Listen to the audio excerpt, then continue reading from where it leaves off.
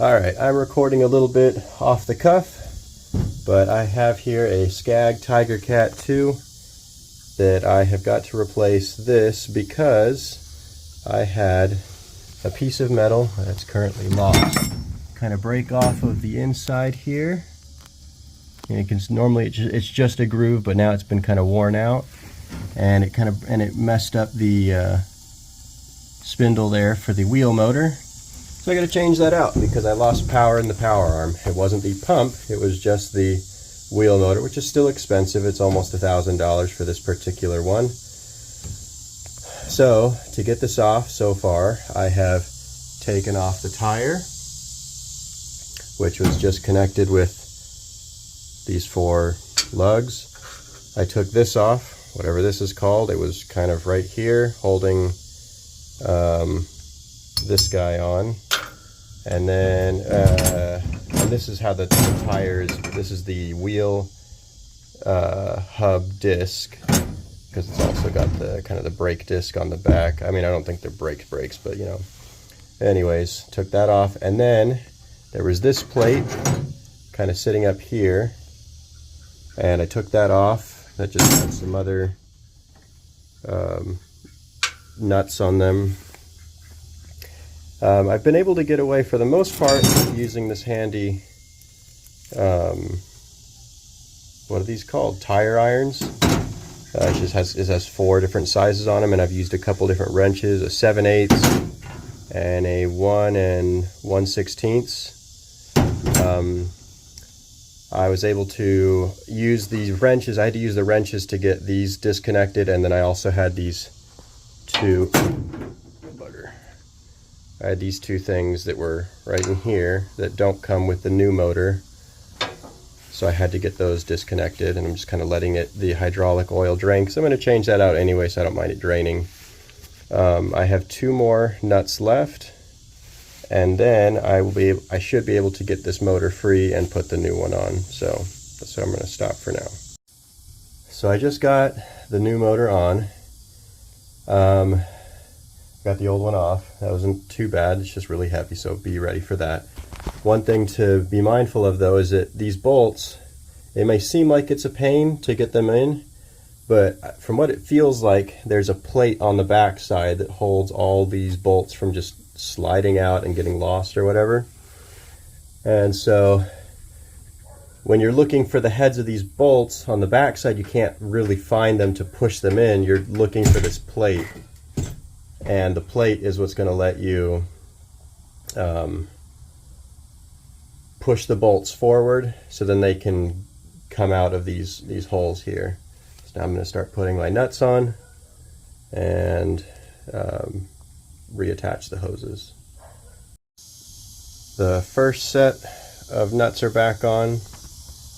I'm going to work on getting these next 2 on, because you got to put this plate on, because that's how this attaches. And then I'm going to put the hoses back on. Just figured I'd give you an update. Finished attaching the plate, realized that I should probably get these plastic plugs off. They weren't the 7/8 or the 1 1/16, they were actually smaller. I used a 13/16 to get it off. Even that was a little bit big.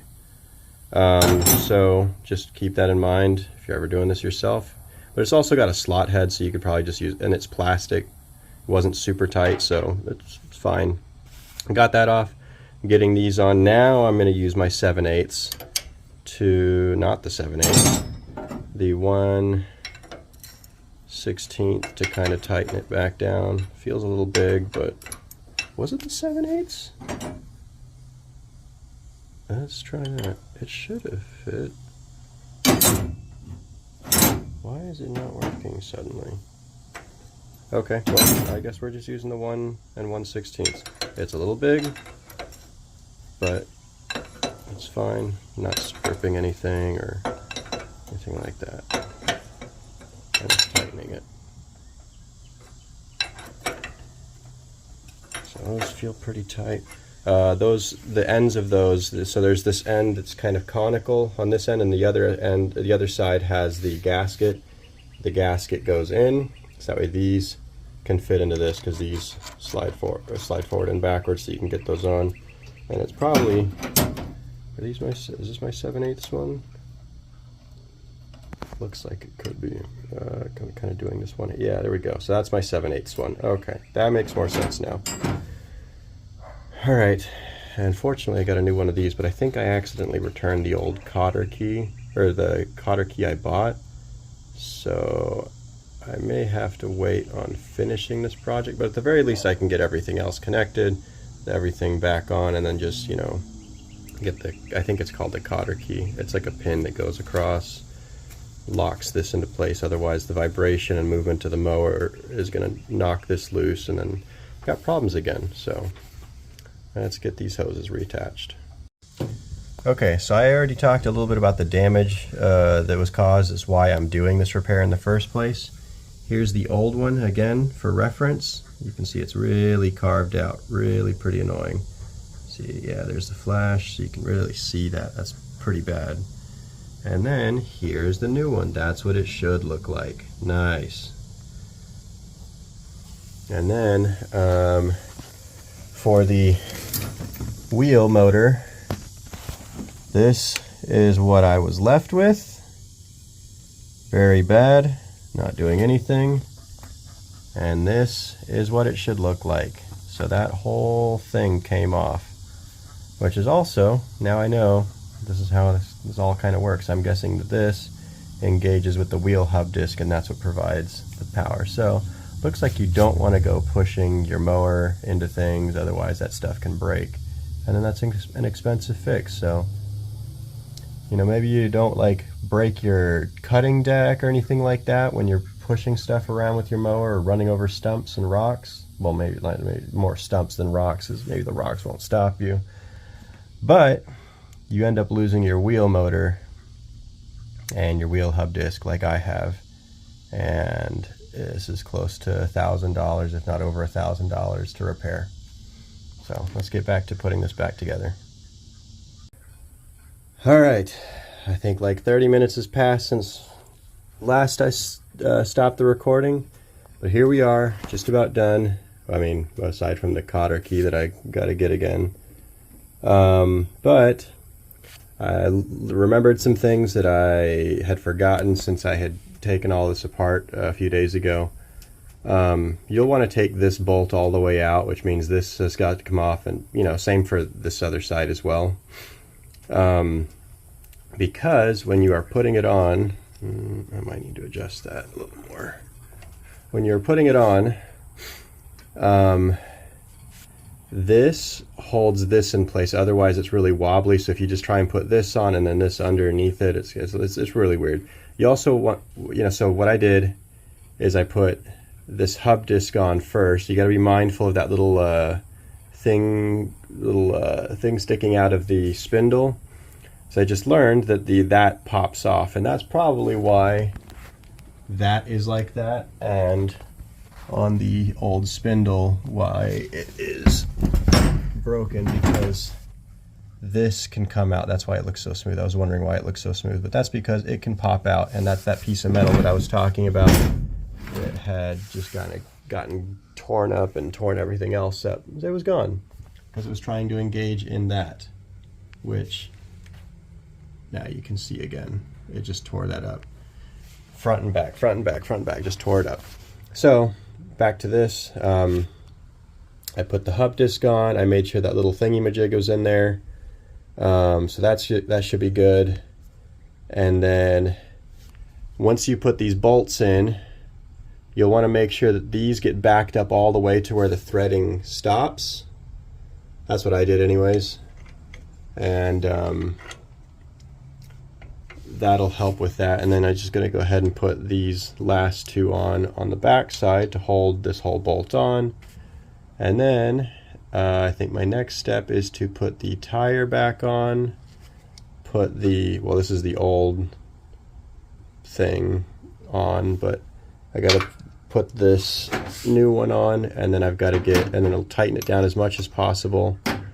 And that'll, so because what I want to do, if I understand correctly, is I want to get these grooves to line up with this little hole right here, so that when I put the pin in, I can lock it into place and then bend the pin around it to lock this from spinning, being able to spin it all, because otherwise, like I said earlier, the vibrations and the bouncing and everything of the mower is going to loosen this up if it's not locked down, and then you've got problems. Because I think that's probably what happened, is that somehow the pin got knocked loose, which I don't know how that happened, and then this loosened up just a little bit, allowed the thingamajig that's down in there, I don't know what it's called, but it's on the spindle, it got loose and then just started blowing everything up in there really badly.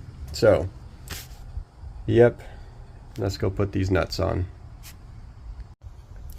Okay, so I got that nut back on, well, on both sides, and then I got this, whatever this is called, back on.